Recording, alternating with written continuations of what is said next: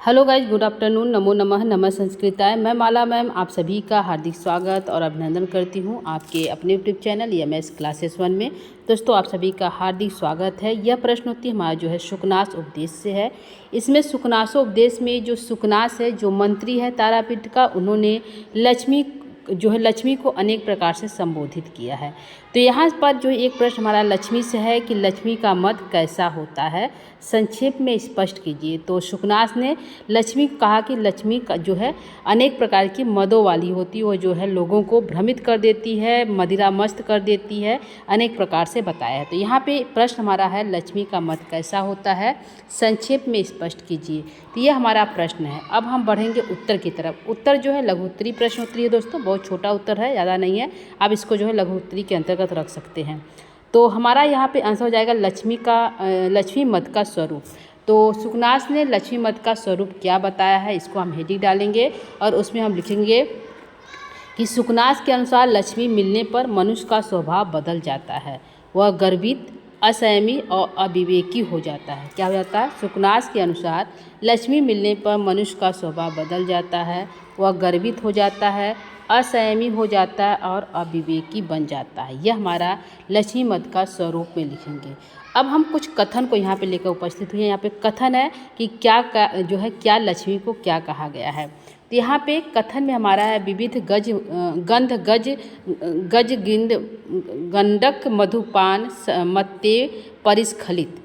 तो यह हमारा जो है पंक्ति है, इसमें कहा गया है लक्ष्मी मानो अनेक गढ़ कलयुग के गंडकों के मधुपान से मस्त हुई लड़खड़ाती रहती है। यानी कि लक्ष्मी जो है अनेक गंध, यानी कि गज के गंध, अनेक गंध कलयुग के गंड स्थलों के मधुपान से मस्त हुई जो है लड़खड़ाती रहती है। तो किसके समान? गज के गंडक से, यानी हाथी के मस्तक से जो निकलता है मद, उसके मधुपान से। यहाँ पे तो अनेक गज के गंडक से, उसके गंड स्थल से जो मधुपान निकलता है उसको पीकर मधुपान से मस्त हुई लक्ष्मी जो है लड़खड़ाती हुई जो है बताया गया है इसमें। तो यह हमारा अर्थ हो जाएगा कि लक्ष्मी जो है मानव अनेक गज स्थलों के गंड स्थलों के मधुपान से मस्त हुई लड़खड़ाती हुई सी लक्ष्मी को बताया गया है। यह हमारा जो है एक कथन हो गया। तो आप इसको कथन को लिख सकते हैं कि मदमस्त क्यों कहा गया कि लक्ष्मी मद लेकर उत्पन्न हुई। तो इसी का है कि मानव हुआ जो है लक्ष्मी जो है हाथी के गंडक का मधुपान करके जो है उत्पन्न हुई है, और वह जो हमेशा क्या करती है, इधर उधर लड़खड़ाती रहती है। ठीक है, ये हमारा एक हो गया। दूसरा हमारा कथन यहाँ पे हो जाएगा दुष्ट पिशाची दर्शिता अनेक पुरुषों छाया स्वल्प सत्यम उन्नति करोति। तो ये हमारा पंक्ति है, इसका अर्थ भी लिखना होगा दोस्तों। तो आप इसको कथन में एक दो पंक्ति जो है लिख सकते हैं और इसके अर्थ को भी लिख सकते हैं। तो यहाँ पे अर्थ होगा यह लक्ष्मी दुष्ट पिशाचिनी की तरह अनेक पुरुषों को उन्नति दिखाकर अल्प बुद्धि वाले व्यक्ति को उन्मत्त बना देती है। तो लक्ष्मी कैसी कर देती है? लक्ष्मी पिशाचिनी है जो है। सुकनास ने लक्ष्मी को क्या कहा कि लक्ष्मी जो है पिशाचिनी है, भूत पिचासनी होती है, जो अनेक पुरुषों को उन्नति दिखाकर कि तुम्हें लक्ष्मी मिलेगी, इस प्रकार उन्नति दिखाकर अल्प बुद्धि वाले, जो कमज़ोर बुद्धि वाले व्यक्ति को क्या करती है, उन्मत्त कर देती है, उनके अंदर मद उत्पन्न कर, वह उन्मत्त हो जाते हैं। थोड़े से पैसे प्राप्त करके जो अल्प बुद्धि वाले होते हैं वो कैसे हो जाते हैं, उन्मत्त बना देती यह लक्ष्मी। तो ये हमारा दूसरा कथन था। तो यहाँ पे हमने दो कथन लेकर उपस्थित हुए थे कि लक्ष्मी का मत कैसा होता है। तो गज के हाथी गंडक के समान मधुपान की लक्ष्मी को दिखाया गया है, और यहाँ पे दुष्ट पिशाचिनी के समान जो है लक्ष्मी का मत होता है। तो ये हमारा दो कथन हो गया। अब अगली जो हमारी हेडिंग होगी वो होगा लक्ष्मी मत के लक्षण क्या है। कैसे हमें पता चलेगा कि लक्ष्मी, जिसके पास से लक्ष्मी आ गई, वो कैसे, उसके लक्षण हमें कैसे पता चलेगा। तो वह व्यक्ति कैसा हो जाता है? अहंकारी हो जाता है, अविवेकी हो जाता है, दूसरों का तिरस्कार करने लगता है। ये तीन हेडिंग आप डालकर कर सकते हैं कि जिसके पास मद हो जाता है, लक्ष्मी हो जाती है, तो लक्ष्मी का मद का लक्षण क्या है? तो अहंकारी हो जाता है, अविवेकी हो जाता है और दूसरों का तिरस्कार करने लगता है, यानी उसके अंदर घमंड आ जाता है, स्वयं को श्रेष्ठ मानने लगता है, उचित अनुचित का ज्ञान नहीं रहता और दूसरों को तुच्छ समझना चाहिए। यह जो है लक्ष्मी मत के लक्षण है। आगे हम निष्कर्ष की तरफ बढ़ेंगे। निष्कर्ष हमारा यहाँ पे है कि शुकनासोपदेश के अनुसार लक्ष्मी मद एक विनाशकारी दोष है। क्या है? लक्ष्मी का मद क्या है? एक विनाशकारी दोष है जो मनुष्य के विवेक और विनम्रता को नष्ट कर देता है। इसलिए धन मिलने पर भी मनुष्य को नर्म, संयमी, संजन बने रहना चाहिए। यही शुकनास का उपदेश है। तो यह रहा हमारा एक छोटा सा प्रश्न दोस्तों। कि प्रश्न हमारा एक बार फिर देखिएगा। प्रश्न हमारा है लक्ष्मी का मद कैसा होता है? संक्षेप में स्पष्ट कीजिए। तो लक्ष्मी का मद का स्वरूप हमने बताया कि कैसा होता है, तो आप इसको स्क्रीनशॉट ले सकते हैं दोस्तों। और यहाँ पे दो कथन हम लेकर उपस्थित हुए थे। एक विविध गध गजगंडिक मधुपान मत्ते परिस्खलित, और दूसरा हमारा था यहाँ पे कि दुष्ट पिशाची दर्शिता अनेक पुरुषाः छाया स्वल्प सत्यम उन्मत्ति करोति। यह हमारा दो कथन था। लक्ष्मी के मद का लक्षण हो गया यहाँ पे, और आगे जो है निष्कर्ष हो गया। तो यहाँ पे एक प्रश्न हुआ। इसमें हमारा दो प्रश्न है दोस्तों, तो एक प्रश्न आगे और है, इसको भी देख लेते हैं। तो यहाँ पे दूसरा प्रश्न हमारा, ये भी हमारे लघु उत्तरी प्रश्न है। प्रश्न हमारा है अमृत सहोदरी अपि कटुक पिता संदर्भ सहित स्पष्ट कीजिए। तो अमृत की सहोदरी होते हुए भी वह जो है कटु के समान है। क्या है? कटु के समान है। यह जो है इस शब्द को क्या करना है? संदर्भ सहित स्पष्ट करना है। तो किसके अनुसार? तो हमारा ग्रंथ है शुकनासो उपदेश के अनुसार। तो ये हमारा प्रश्न है दूसरा, आज का लघु उत्तरी प्रश्न। तो अमृत के सहोदरी होते हुए भी वह लक्ष्मी कैसी है? कटु पिपाका है, यानी कटु के समान कटु पिपाका है, यानी कि जो कोयल जो है, जिसके कोयल की आवाज़ कर्कश होती, उसके समान यह जो लक्ष्मी है। तो उत्तर की तरफ हम चलते हैं। उत्तर हमारा आपके सामने है। यहाँ पे उत्तर में लिखना है, क्योंकि हम यहाँ पे संदर्भ सहित व्याख्या प्रश्न पूछा गया है कि संदर्भ सहित स्पष्ट कीजिए। तो हमें क्या है? संदर्भ को भी देखना होगा।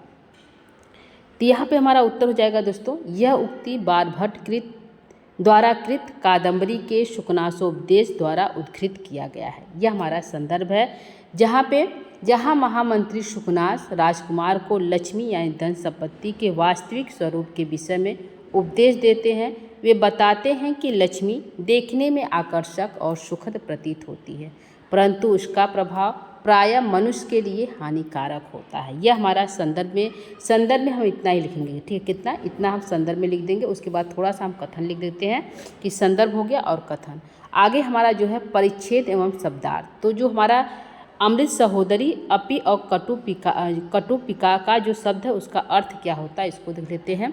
तो अमृत सहोदरी मतलब अमृत की सहोदरी होते हुए भी, यानी अमृत के साथ उत्पन्न होते हुए भी कटु पिपाका, कड़वी कटु का स्वभाव वाली होती है। वो लक्ष्मी कैसी है?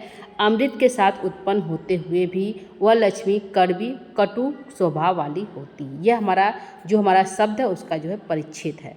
शब्द परिच्छेद एवं शब्दार्थ, इसका शब्दार्थ और इसको आप लिख लीजिएगा। आगे हम बढ़ेंगे इसके भावार्थ को, क्योंकि हमें अर्थ लिखना है।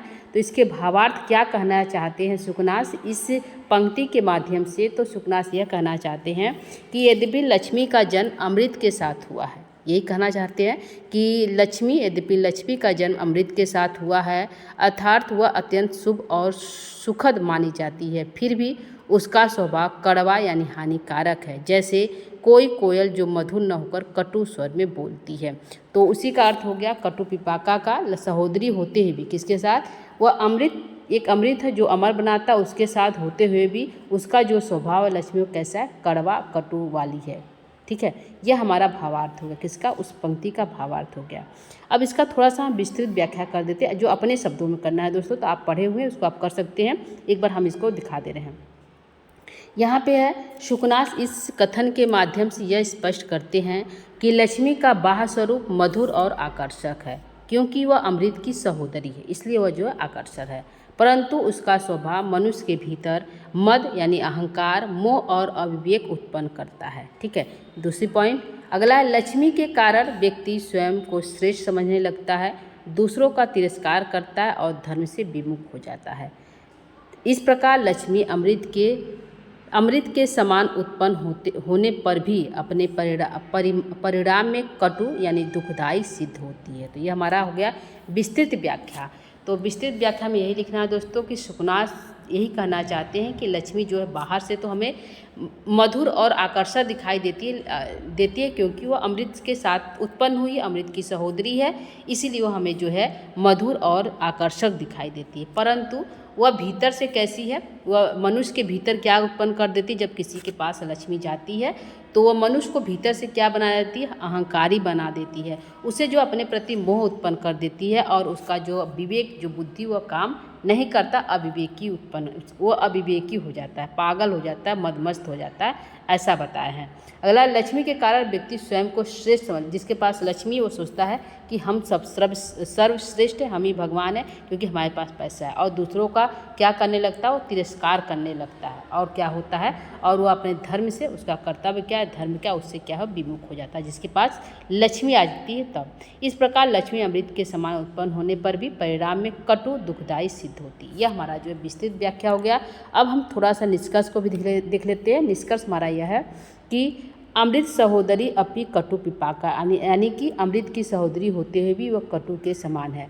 उक्ति के द्वारा सुकनास यह शिक्षा देते हैं कि लक्ष्मी का आकर्षण भले ही अमृत के समान क्यों न हो, किंतु उसका प्रभाव यदि संयमित न किया जाए तो वह अहंकार और पतन का कारण बन जाती है। कौन? लक्ष्मी। यदि संयमी न किया जाए तो वह अहंकार और पतन का कारण बन जाती है। इसलिए धन के साथ सदाचार और नम्रता का पालन करना आवश्यक है। यह हमारा निष्कर्ष है दोस्तों, तो आप इसको देख सकते हैं, स्क्रीनशॉट भी ले सकते हैं। तो यह रहा हमारा आज का 2 प्रश्नोत्तरी जो लघु के अंतर्गत आता है। एक हमारा प्रश्न था कि अमृत सहोदरी कटु पिपाका का संदर्भ सहित स्पष्ट कीजिए, किसके अनुसार? सुकनासोपदेश के अनुसार। दूसरा हमारा प्रश्न था कि लक्ष्मी का मत कैसा होता है, उसको स्पष्ट कीजिए। 2 प्रश्न लेकर उपस्थित हुए थे आज की प्रश्नोत्तरी में दोस्तों। तो उम्मीद करती हूँ ये आपके परीक्षा की दृष्टि से यह प्रश्न आप लोग के लिए जो है कारगर सिद्ध होगा, यानी आप हो सकता है पेपर में ऐसा प्रश्न पूछ दे। तो आज के लिए इतना ही दोस्तों। उम्मीद करती हूँ ये प्रश्न अच्छा लगा होगा। इसके साथ ही दोस्तों, यदि आप हमारे चैनल पर पहली बार बने हुए हैं तो आप हमारे चैनल को लाइक, सब्सक्राइब, शेयर अवश्य कर सकते हैं। तो आज के लिए इतना ही। जो है आगे की प्रश्नोत्तरी हम पुनः लेकर उपस्थित होते हैं। तब तक के लिए दोस्तों नमो नमः, नमः संस्कृत, धन्यवाद, थैंक यू।